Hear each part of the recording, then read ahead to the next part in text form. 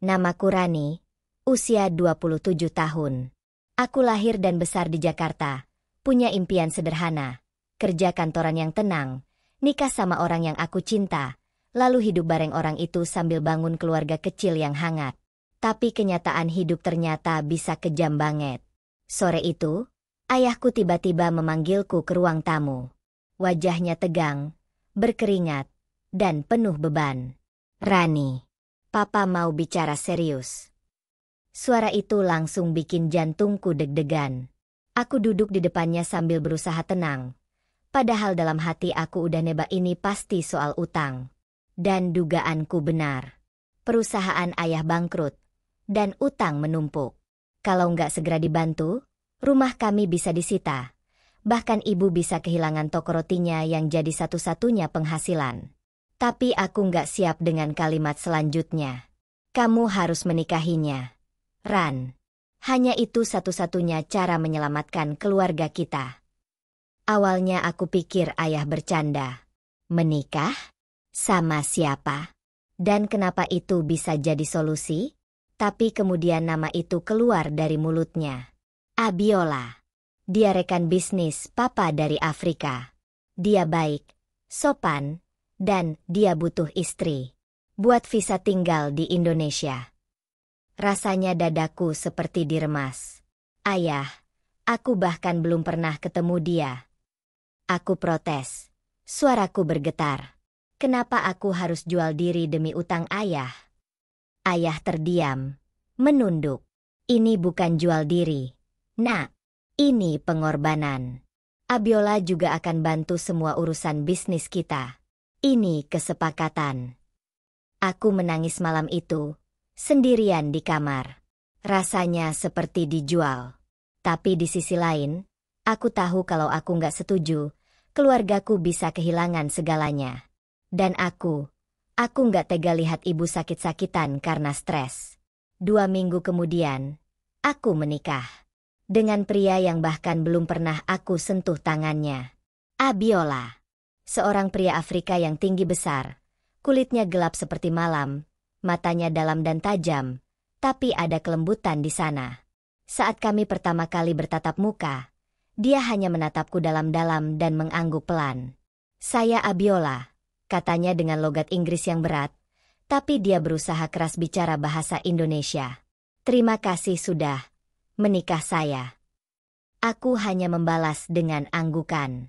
Di hari pernikahan, aku memakai kebaya putih yang indah, tapi hatiku terasa kosong. Semua orang tersenyum, tapi senyumku palsu. Tidak ada pelukan hangat, tidak ada kecupan mesra, bahkan tidak ada genggaman tangan. Kami seperti dua patung yang berdiri berdampingan di altar. Pura-pura bahagia di depan kamera dan keluarga. Dan yang paling menyakitkan? Malam pertamanya. Setelah semua tamu pulang, aku duduk di tepi ranjang hotel tempat kami menginap. Abiola duduk di sofa. Tidak bergerak, tidak bicara. Aku memeluk lututku, menahan tangis. Aku nggak tahu harus berkata apa. Semuanya terasa asing. Bahkan aroma tubuhnya yang harum tapi berbeda pun membuatku canggung. Lalu, tiba-tiba dia bicara. "Kalau kamu mau pisah ranjang, aku nggak keberatan." Aku menoleh, menatap matanya yang tampak lelah. "Aku juga nggak akan nyentuh kamu kalau kamu nggak mau." Kalimat itu justru bikin aku menangis makin keras. Aku kira dia akan memaksaku, seperti pria lain yang haus status dan keuntungan. Tapi tidak. Abiola diam, menghargai. Bahkan ketika aku masuk kamar mandi dan menangis selama setengah jam, dia tetap tidak masuk, tidak mengejar, tidak bertanya. Saat aku keluar, dia sudah tertidur di sofa. Punggungnya membelakangiku, dan dia hanya memakai kaos putih dan celana panjang. Selimut kecil menutupi tubuhnya, dan aku melihat ada satu tangan yang menggenggam sesuatu. Aku mendekat pelan. Ternyata itu foto seorang perempuan dan bayi. Tapi aku buru-buru kembali ke kasur sebelum dia tahu aku melihat. Malam pertama itu jadi malam paling sunyi dalam hidupku. Dan bukan karena aku kehilangan keperawanan, tapi karena aku kehilangan harapan. Keesokan paginya, Dia bangun lebih dulu dan membuatkan teh manis untukku. Aku nggak bisa masak Indonesia. Tapi aku belajar buat kamu, katanya pelan. Aku hanya mengangguk dan menerima cangkir itu. Rasanya, ada getir di lidah, tapi hangat di dada. Sejak saat itu, kehidupan pernikahan kami terasa seperti hidup serumah dengan orang asing. Kami berbagi atap, tapi tidak berbagi hati. Kami makan bersama, tapi tidak saling bicara banyak. Tapi Abiola selalu sopan, selalu menjaga jarak, selalu memastikan aku nyaman. Aku jadi mulai memperhatikan hal kecil. Seperti cara dia mendengarkan musik Afrika saat sore hari, atau cara dia suka menulis di buku catatannya, atau ketika dia diam-diam membantu ibu menyapu halaman. Suatu malam, aku bertanya, "Kenapa kamu mau nikah sama orang asing kayak aku?" Dia menjawab sambil menatap langit-langit, "Karena aku butuh alasan untuk tetap tinggal. Tapi aku juga ingin mulai dari awal." Kalimat itu menggantung di udara. "Kamu melarikan diri?" tanyaku pelan. Dia tidak menjawab. Tapi dari sorot matanya, aku tahu ada sesuatu yang dia sembunyikan. Dan untuk pertama kalinya aku penasaran. Bukan karena dia suamiku, tapi karena aku mulai peduli. 3 bulan setelah pernikahan itu, hidupku berubah. Tapi bukan ke arah yang aku duga. Bukan cinta yang mekar. Bukan juga kebahagiaan layaknya pasangan pengantin baru. Justru yang tumbuh adalah rasa bingung dan campuran aneh antara nyaman dan curiga. Setiap hari, Abiola bangun lebih pagi, menyapu halaman, membantu ibuku menyiapkan sarapan, lalu duduk di ruang tamu sambil membaca buku atau mencatat sesuatu di jurnalnya. Dia selalu terlihat tenang, seolah hidupnya penuh kendali. Tapi aku tahu, di balik semua itu, ada sesuatu yang dia sembunyikan. Aku bisa rasakan. Suatu malam, aku pulang dari kantor lebih awal. Aku buka pintu rumah dan dengar suara tangisan. Bukan tangisan anak kecil, tapi suara pria dewasa yang sedang berusaha menahan isak. Aku berdiri diam, lalu aku intip ke ruang tamu. Abiola duduk sendirian di lantai, memeluk foto lusuh seorang perempuan dan anak kecil. Aku langsung mundur pelan dan masuk kamar.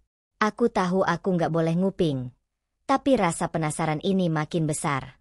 Siapa perempuan itu? Siapa anak itu? Kenapa wajah Abiola berubah setiap kali aku tanya soal masa lalunya? Malamnya, aku beranikan diri. Aku berdiri di depan pintu kamarnya. "Boleh aku masuk?" tanyaku pelan. Dia membukakan pintu dan mengangguk. Di dalam, kamarnya rapi. Sangat rapi. Buku-buku tertata rapi, foto-foto alam dari Afrika digantung di dinding, dan ada satu meja kecil dengan kotak kayu di atasnya. Aku duduk di ujung ranjang. Dia duduk di lantai. "Abiola," kataku pelan. "Aku tahu kamu punya masa lalu. Aku nggak maksa kamu cerita. Tapi aku istrimu. Walau pernikahan kita aneh, aku tetap peduli. Aku cuma pengen tahu kamu baik-baik aja." Lama dia diam. Lalu dia berkata, "Aku pernah menikah. Di Nigeria. Namanya Tenny." Aku terdiam. Jantungku berdetak lebih cepat. Dia meninggal saat melahirkan. Anak kami juga nggak selamat. Atau, aku pikir begitu. Abiola memejamkan mata. Napasnya berat. Aku hancur waktu itu. Keluarga Tenny salahin aku. Mereka benci aku karena nggak bisa selamatin dia. Aku coba tetap dekat sama mereka. Tapi, mereka usir aku. Katanya, aku pembawa sial. Jadi aku pergi. Aku tinggalin semuanya dan datang ke Indonesia buat bisnis. Tapi sebenarnya aku lari. Aku nggak tahu harus bilang apa. Aku hanya bisa menatapnya. Dan untuk pertama kalinya aku melihat Abiola bukan sebagai suami asing yang dipaksakan padaku, tapi sebagai pria yang remuk dan mencoba membangun dirinya lagi dari nol. "Kenapa kamu simpan semua ini sendiri?" tanyaku lirih. "Karena aku takut kalau kamu tahu, kamu akan makin jauh." Malam itu, kami tidur di tempat yang sama, tanpa sentuhan. Tapi ada kehangatan berbeda. Untuk pertama kalinya, aku ingin tahu dia lebih dalam. Aku ingin jadi bagian dari penyembuhannya, meski aku sendiri masih belajar menerima semuanya. Beberapa hari setelah itu, aku mulai sering bicara lebih banyak sama Abiola. Kami masak bareng. Kami belanja ke pasar. Dia ngajarin aku lagu-lagu dari Afrika, dan aku ajarin dia bahasa Jawa. Kami tertawa. Aku merasa seperti benar-benar punya teman serumah. Tapi tetap saja, hatiku belum bisa percaya sepenuhnya. Hingga suatu malam, ketika dia tidur, aku nggak bisa menahan diri. Aku buka kotak kayu kecil di kamarnya. Di dalamnya, ada surat yang belum pernah dia ceritakan. Surat itu ditulis dengan tangan, dalam bahasa Inggris campur Yoruba. Aku coba terjemahkan semampuku. Forgive me, I never meant to leave our baby behind. Aku terdiam. Baby? Bukannya anak mereka meninggal? Kenapa perempuan itu minta maaf? Ada juga foto lain. Seorang wanita Asia memeluk bayi berkulit gelap. Si bayi itu mirip sekali dengan Abiola. Aku hampir tak bisa bernapas. Kepalaku penuh pertanyaan. Aku tutup kotak itu dan masuk kamar. Tapi keesokan harinya, aku nggak tahan. Abiola, kamu bohong soal anakmu. Dia tampak terkejut, tapi tidak marah. Dia menatapku tajam, lalu menunduk. Aku pikir anakku meninggal. Tapi seminggu sebelum aku datang ke Indonesia, aku dapat kabar anakku hidup. Tapi dia dibawa pergi oleh keluarga Teni. Mereka kasih ke adik iparku di Jepang. Tapi aku nggak bisa ambil dia. Mereka bilang aku nggak layak. Suasana menjadi berat. Aku mencoba mengerti. Tapi hatiku juga sakit. Kenapa kamu nggak pernah cerita? Karena aku nggak mau kamu pikir aku cuma nikah buat dapat hak asuh atau dokumen. Aku pengen kamu kenal aku karena aku, bukan karena masa laluku. Air mataku jatuh. Aku nggak tahu kenapa. Tapi hatiku perih. Aku merasa bodoh karena mulai jatuh cinta padanya. Padahal dia masih menyimpan begitu banyak luka. Tapi juga bodoh kalau aku menutup hati hanya karena masa lalunya kelam. Aku bangun dari tempat tidur dan berkata pelan, kalau suatu hari kamu mau cari anakmu, aku nggak akan cegah. Tapi jangan bohong lagi, Bei. Aku capek hidup dalam rumah penuh rahasia. Dia mengangguk. Malam itu kami tidur terpisah lagi. Tapi bukan karena benci. Justru karena kami sama-sama butuh ruang buat menenangkan badai dalam hati masing-masing. Aku pikir hidup akan jadi tenang setelah pengakuan itu. Tapi ternyata, badai yang sesungguhnya belum datang. Dan saat badai itu tiba, ia akan menghancurkan semuanya lebih dari yang pernah aku bayangkan.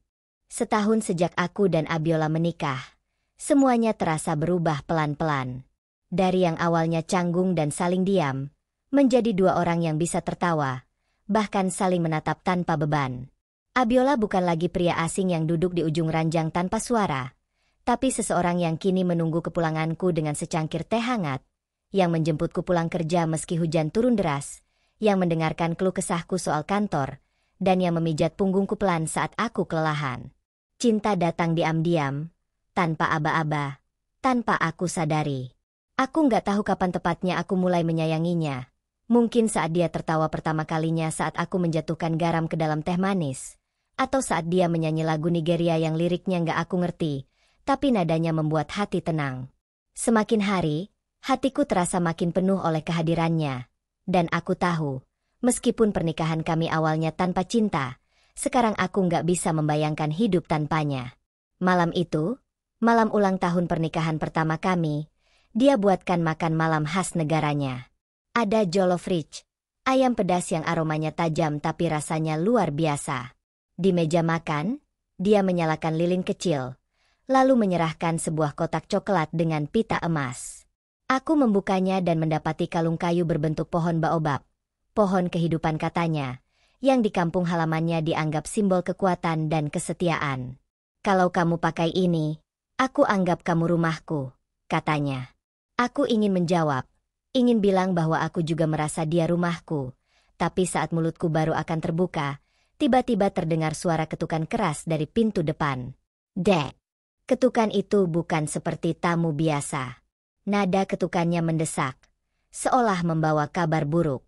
Kami saling pandang, kemudian berjalan ke arah pintu. Saat Abiola membukanya, di sana berdiri seorang perempuan Asia berambut hitam lurus, dengan ekspresi wajah lelah tapi tegas. Di sampingnya, berdiri seorang anak laki-laki kecil, kira-kira usia 5 tahun. Kulitnya gelap, rambutnya keriting lembut, dan matanya. Tuhan, matanya sangat mirip dengan Abiola. Maaf, kata perempuan itu dengan suara lirih dan logat Jepang. Aku ayah. Dan anak ini adalah anakmu. Dunia runtuh. Hatiku serasa dihantam palu besar. Aku menatap Abiola, mengharapkan sangkalan, penjelasan, bantahan, apapun yang bisa menyelamatkan perasaanku saat itu. Tapi tidak ada. Dia hanya membeku. Ayah, kenapa kamu di sini? Suaranya serak, seperti tak percaya. Karena kamu janji akan datang menjemput anak ini. Tapi kamu nggak pernah datang. Dia terus nanya, kenapa papa nggak jemput aku? Apa papa nggak sayang? Aku nggak tahan lihat dia nunggu terus. Jadi aku bawa dia ke sini. Anak kecil itu menatap Abiola. Lalu matanya berpindah padaku. Papa? Katanya pelan, polos, menghantam hatiku lebih keras dari apapun. Aku mundur 2 langkah. Mataku basah. Tenggorokanku tercekat. Kamu bilang anakmu meninggal. Bei, ucapku pelan, nyaris berbisik, tapi syarat emosi. Abiola menghela napas, menatapku dengan air mata yang mulai menggenang. Aku pikir dia meninggal. Aku sumpah, Ran, aku pikir dia meninggal. Ayah menyela, keluarga istri pertamamu menyembunyikan anak ini darimu karena mereka nggak mau kamu bawa dia keluar Nigeria. Tapi anak ini tahu kamu ayahnya. Dia punya hak tahu. Abiola berlutut dan memeluk anak itu, mencium keningnya sambil menangis. Aku berdiri terpaku, hatiku patah. Bukan karena anak itu ada, tapi karena selama ini dia menyembunyikannya dariku. Kenapa kamu nggak cerita? Bei, aku istrimu. Suaraku pecah, air mataku turun deras. Kamu bilang kita mulai dari nol, tapi ternyata kamu masih simpan setengah masa lalu kamu. Kamu bohong. Lagi. Abiola mencoba mendekat, tapi aku mundur. Maaf, Rani, aku cuma takut kehilangan kamu. Aku takut kamu nggak bisa nerima aku. Dan anakku. Aku nggak tahan. Aku masuk kamar, kunci pintu, dan jatuh di lantai. Menangis sepanjang malam. Aku nggak tahu apa yang lebih menyakitkan. Kenyataan bahwa dia punya anak yang hidup, atau kenyataan bahwa dia tak cukup percaya padaku untuk bilang sejujurnya sejak awal. Esok paginya aku pergi. Kupacking semua baju, kupanggil ojek online, dan pulang ke rumah orang tuaku. Ayah dan ibu bingung, tapi aku cuma bilang, aku butuh waktu sendiri. Selama seminggu aku tak menyentuh ponsel. Aku matikan notifikasi. Aku tolak semua panggilan dari Abiola. Tapi malam-malamku sepi. Dan yang lebih menyiksa, aku justru kangen. Bukan hanya pada Abiola, tapi juga pada anak itu. Kairo. Namanya. Wajahnya. Suaranya memanggil, Papa. Tatapannya yang polos dan penuh harap. Semuanya menghantuiku. Aku bertanya pada diriku sendiri. Apakah aku terlalu keras? Apakah luka di hatiku lebih besar daripada luka anak kecil yang tak tahu apa-apa? Lalu suatu pagi, mobil tua berhenti di depan rumah. Abiola turun dari mobil, membawa Kairo dalam gendongannya. Mereka berdua berdiri di depan pagar. Wajah mereka lelah, tapi mata mereka menyimpan secercah harapan. Aku buka pintu perlahan. Hanya diam. Abiola berjalan pelan ke arahku. Maafkan aku, katanya lirih. Aku salah. Aku terlalu takut kehilangan kamu, sampai aku kehilangan diriku sendiri. Tapi sekarang aku di sini bukan buat minta kamu kembali ke rumah. Aku cuma mau bilang, kalau kamu masih punya sedikit ruang buat kami, Aku janji akan jujur. Aku nggak akan sembunyiin apapun lagi. Dan kalau kamu izinkan, aku ingin Kairo punya ibu yang baik. Dan aku tahu, cuma kamu yang bisa jadi itu buat dia. Tanganku gemetar. Aku menatap Kairo. Dia menunduk malu, lalu memeluk boneka kecil di tangannya. Tanpa sadar, aku mendekat, berjongkok, dan memeluk anak itu. Tubuhnya mungil, dan saat dia membalas pelukanku dengan kedua tangannya yang kecil, aku menangis. Namanya Kairo? Tanyaku sambil mengelus rambutnya. Iya, jawab Abiola. Kamu nggak harus jawab sekarang, Ran. Tapi, kami siap nunggu. Aku menatap Abiola, pria yang dulu aku anggap asing, pria yang datang membawa beban masa lalu yang berat, tapi juga membawa ketulusan dan keberanian. Aku sadar, cinta bukan soal awal yang sempurna, tapi soal siapa yang mau tetap tinggal meski badai datang. Aku mengangguk. Ayo pulang, kataku akhirnya. Rumah kita pasti berantakan kalau cuma kamu yang bersin. Abiola tertawa kecil, dan air mata jatuh dari matanya. Tapi kali ini bukan tangis sedih, melainkan tangis bahagia, penuh syukur. Kami pulang bersama. Kairo duduk di pangkuanku sepanjang jalan, memelukku seperti anak yang tak ingin jauh dari ibunya. Dan malam itu, saat semua tertidur, aku duduk di ranjang sambil menatap foto kami bertiga. Untuk pertama kalinya dalam hidupku, aku merasa lengkap. Bukan karena pernikahan yang sempurna, tapi karena kami memilih untuk tetap bersama. Luka bisa sembuh, rahasia bisa terbuka, dan cinta bisa tumbuh dari awal yang sama sekali tidak direncanakan.